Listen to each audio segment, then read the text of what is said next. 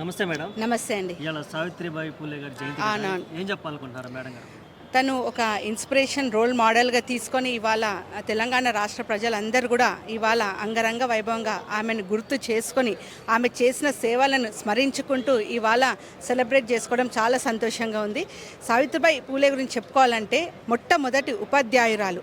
ఆమె ఎన్నో అవమానాలు ఎదుర్కొని కూడా ఎన్నో కష్టాలను ఎదుర్కొని కూడా ప్రతి ఒక్కరికి విద్యను అభ్యసించాలి అని చెప్పి ఆమె అందరితో పోరాడి ఎన్నో అవమానాలు ఎదుర్కొని ఇవాళ ప్రతి ఒక్కరికి ఆ విద్యాభ్యాసాన్ని అందుకునే విధంగా తను తీర్చిదిద్దడం నిజంగా చాలా మహిళగా నేను చాలా గర్విస్తున్నాను. అలాగే తను ఒక పోయెట్, సోషల్ వర్కర్, ఇంకా చెప్పుకుంటూ పోతే ఆమె గురించి ఎంత చెప్పినా కూడా తక్కువనే అని చెప్పుకోవాలి. ఇవాళ ఈరోజు అందరికీ కూడా ఈ విద్యని ప్రతి ఒక్కరు మొత్తం మన తెలంగాణ రాష్ట్ర ప్రజలందరూ కూడా విద్యని అభ్యసిస్తున్నారంటే తను ఒక రోల్ మోడల్, తను ఒక ఇన్స్పిరేషన్, తను ఒక స్ఫూర్తిదాయకం అని చెప్పాలి. ఒక ఎడ్యుకేషన్ ప్రకారమే కాకుండా సేవలలో కూడా తను ముందుంది.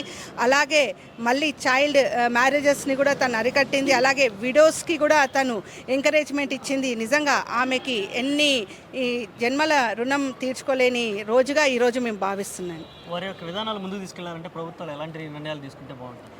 ఇవాళ మనము చూస్తున్నాము మన తెలంగాణ రాష్ట్రం, మన కేసీఆర్ గారు సావిత్రిబాయి పూలే వాళ్ళ దంపతులు అహర్నిశలు కష్టపడి ఏ విధంగా అయితే వాళ్ళు ఇన్స్పిరేషన్గా నిలబడ్డారో వాళ్ళ ఆచరణలను దృష్టిలో పెట్టుకొని మన నాయకులు కేసీఆర్ కూడా కుల మతాలకు అతీతంగా మన రాష్ట్ర విద్యార్థులందరికీ కూడా విద్య ఎంత అవసరం అని చెప్పి భావించి అన్ని కుల వర్గాలకు అన్ని రకాలుగా హాస్టల్ సదుపాయాలు కలిగించి వాళ్ళకి విద్యను అభ్యసించే విధంగా ఇవాళ మన తెలంగాణ రాష్ట్ర నాయకులు మన కేసీఆర్ గారు ముందంజలో ఉన్నారని చెప్పి నేను భావిస్తున్నాను.